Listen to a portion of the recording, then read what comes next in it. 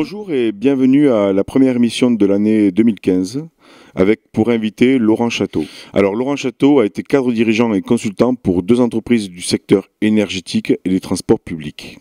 Il est également par ailleurs enseignant et diplômé de Qigong.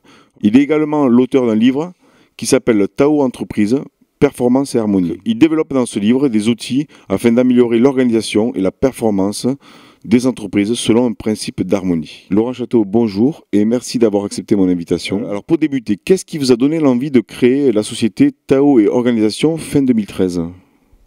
Laurent, bonjour, merci pour cette invitation. En fait, tout part d'une question que je me pose, comme beaucoup d'autres par ailleurs, c'est le monde socio-économique, le monde des affaires dans lequel on évolue, nous convient-il ? Est-il épanouissant ?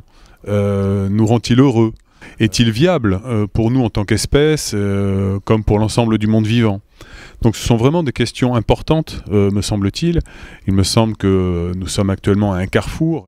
Et donc au travers du parcours et du profil que vous avez rapidement rappelé, eh bien j'ai tenté à mon niveau d'apporter des éléments de réponse que j'ai compilé dans le livre que vous avez évoqué et que j'accompagne les dirigeants aujourd'hui pour tenter ensemble d'apporter non pas la solution mais des solutions possibles et parmi les solutions possibles au monde qui est le nôtre aujourd'hui et au temps qui sont les nôtres, eh bien ça peut être la Tao Entreprise qui, je pense, présente en tout cas un caractère inédit qui mériterait peut-être d'être déployé, démultiplié et peut-être sans doute mieux connu.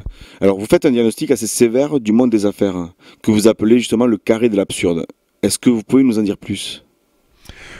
Oui, le diagnostic sévère, c'est pas moi qui le pose, hein. Ce sont toutes les études qui existent aujourd'hui sur la question et que j'ai tenté de simplifier au travers d'un modèle, hein, d'un carré pédagogique où en haut à gauche, donc, j'ai indiqué que nous étions dans un monde socio-économique brutal.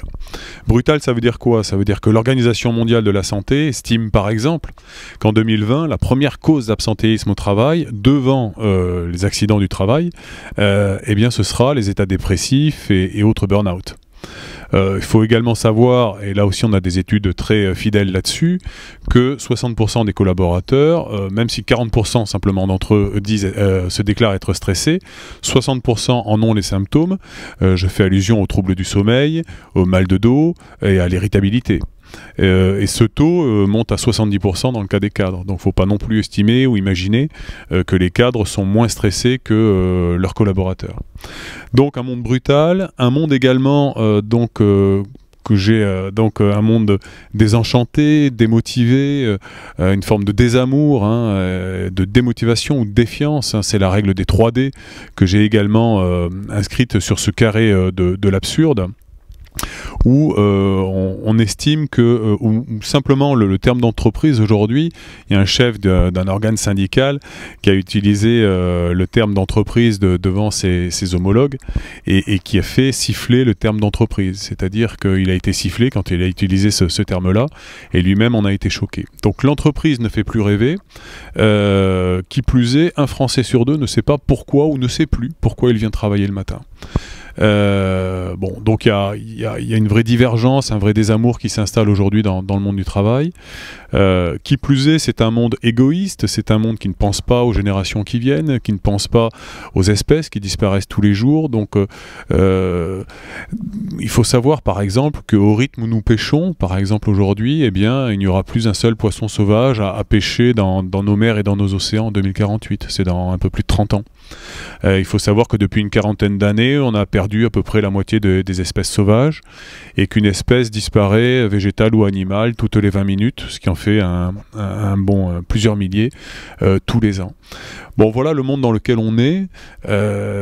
Et enfin, donc il y a un dernier angle dans notre carré de l'absurde qui est de dire, si encore nous étions dans un monde performant, on pourrait se dire, bon, on a vécu 30 ans dans un monde de surperformance et à la fin, bon, tant pis, bon, on disparaît, mais au moins on disparaît heureux puisqu'on a été particulièrement performant, surtout à détruire les écosystèmes qui nous permettaient finalement la viabilité de la vie.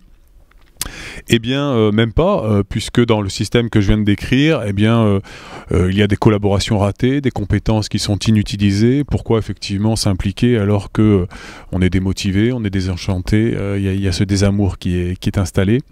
Donc il y a des idées perdues, une intelligence collective qui n'est pas là, qui n'existe pas.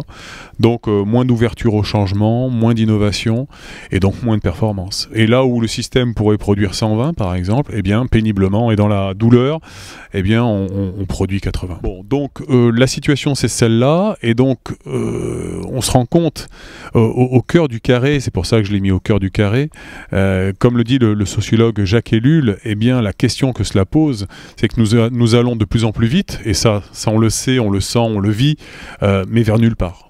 Donc nous allons de plus en plus vite vers nulle part. Les sociologues l'écrivent aujourd'hui, et toute la question que cela pose, c'est la question du sens. C'est-à-dire que nous vivons certes une crise économique, mais que nous avons provoquée, peut-être parce qu'on ne s'est pas suffisamment posé la question du sens et de là où on allait. Et donc notre crise économique est d'abord et avant tout la conséquence d'une crise que j'appelle noématique. Noéma, c'est le sens en grec, donc c'est une crise de sens. Et tant qu'on n'aura pas répondu à la question du sens, de là où on va, on aura du mal à rendre le monde plus harmonieux, le monde socio-économique donc moins brutal, plus réenchanté, plus harmonieux, avec plus de confiance, en intégrant le long terme, en intégrant les générations à venir, les espèces vivantes et le monde environnant. Et ensuite, on aura également du mal à être surperformant.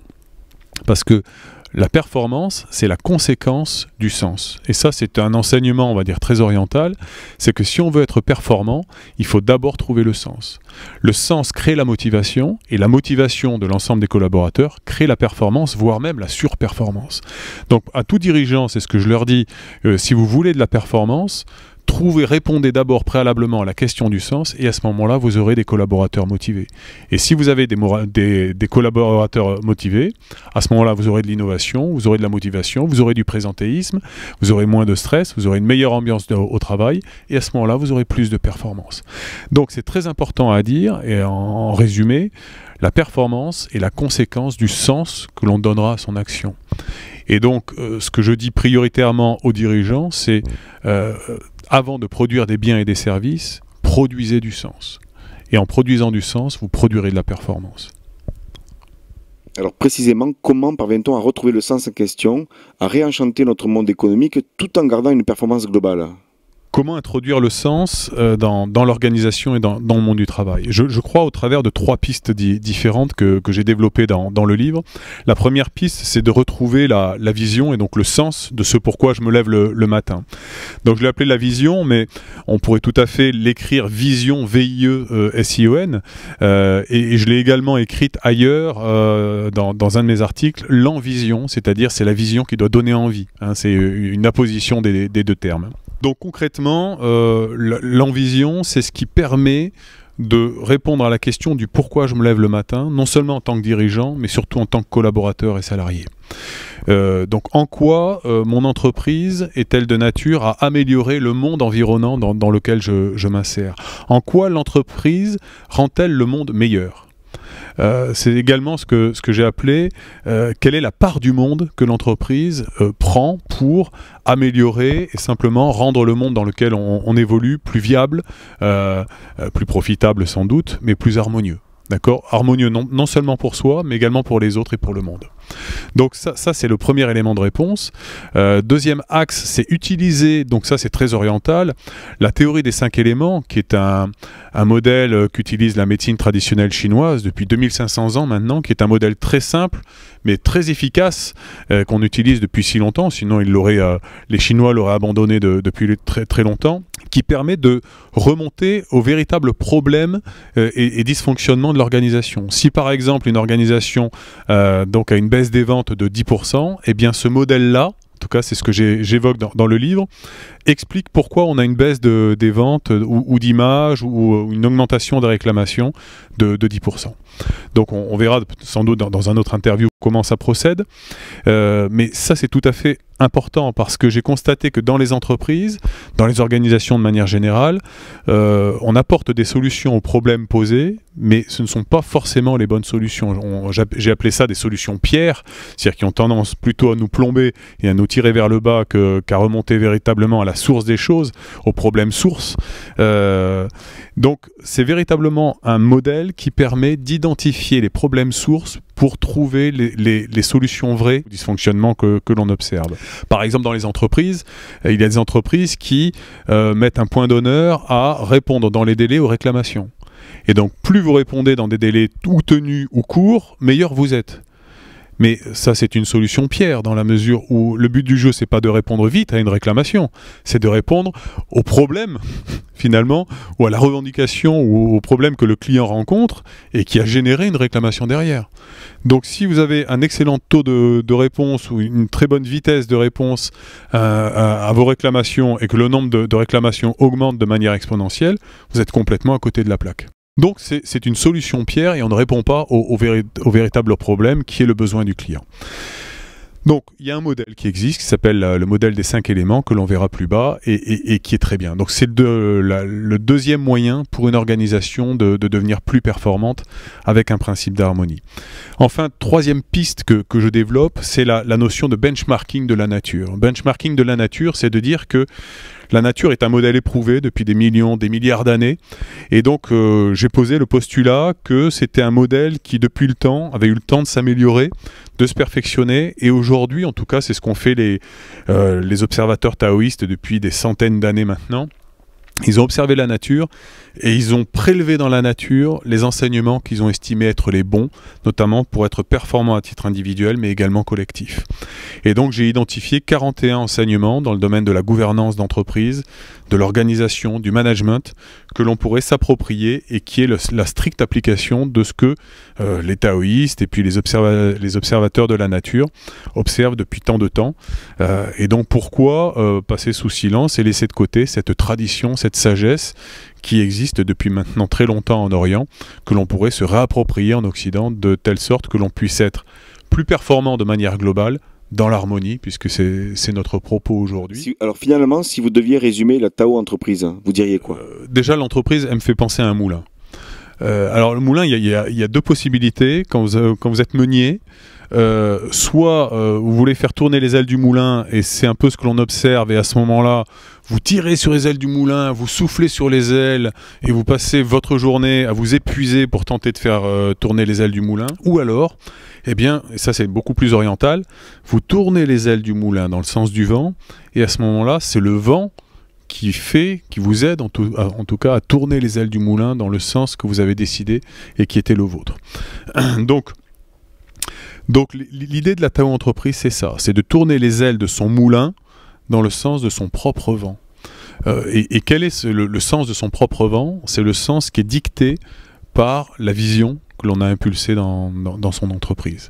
C'est-à-dire, la vision, je le redis, c'est quelle est mon utilité à moi-même en tant qu'entreprise, aux autres, c'est-à-dire aux autres sont les collaborateurs, les clients, les fournisseurs, mais on pourrait également l'élargir au monde, c'est-à-dire à la nature, au monde vivant, à la recherche, etc., aux espèces animales et végétales, qui créent les conditions de notre survie et de notre harmonie, du bien vivre ensemble, pour les générations à venir.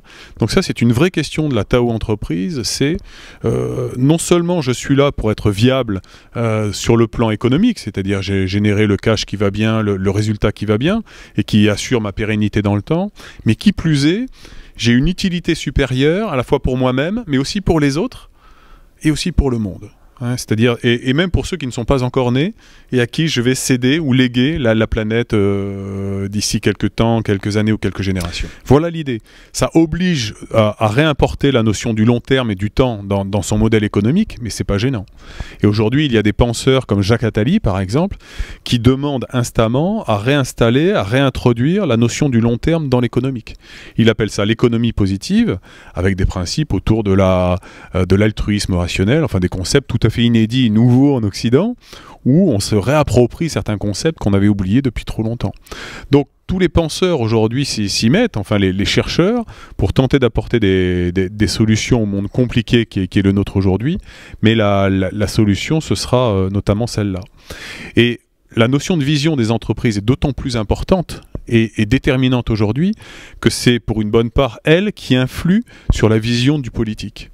Aujourd'hui, par rapport à la défiance totale, complète, 85% je crois, mais c'est pas que français, hein, dans la plupart des démocraties on observe les mêmes phénomènes, plus de 80% de la population est sinon en désaccord, au moins en décalage par rapport à la classe politique, qui plus est n'a pas de vision, que la classe politique qui a très peu de vision par rapport au long terme, qui ne vit que par rapport, pour beaucoup en tout cas, pour la prochaine échéance électorale, donc on est très très loin de la vision. Donc il importe à l'économique d'influer, sinon d'influencer le monde politique qui manque tant de vision pour organiser la vie de la cité. Et toutes les études démontrent que les entreprises qui gagnent, celles qui ont un rendement quasiment à plus de 2 chiffres, sont celles qui précisément ont cette vision et qui savent entraîner derrière elles la motivation, l'enthousiasme de leurs collaborateurs. Donc on retrouve des Starbucks, on retrouve des Apple, on retrouve les GAFA, enfin bon, les entreprises que l'on sait être leader dans le monde, procèdent toutes finalement de la même chose. Et même Google, de son côté, a une intention affichée de changer le monde. D'ailleurs, je pense que c'est un de leurs slogans. Donc utiliser le numérique pour changer le monde. Et notamment l'action Balloon, je crois que c'est comme ça qu'elle s'appelle, pour installer Internet, implanter Internet même dans les endroits les plus reculés de la planète, procède de cette intention de changer le monde, non seulement sur le plan théorique, mais enfin sur le plan pratique, en permettant de raccrocher des parties entières de territoire qui étaient pour l'instant inaccessibles à la civilisation numérique et à, en tout cas, ce qu'ils considèrent être l'avenir. Voilà. Et ce n'est pas pour rien que je crois que Google est l'entreprise qui fait le plus rêver les jeunes et qui crée voilà, le plus d'étoiles dans les yeux de nos jeunes. Alors Laurent Château, merci. Merci d'être venu à cette première émission de l'année. Nous allons découvrir bientôt une deuxième émission sur la Tao Entreprise. À bientôt.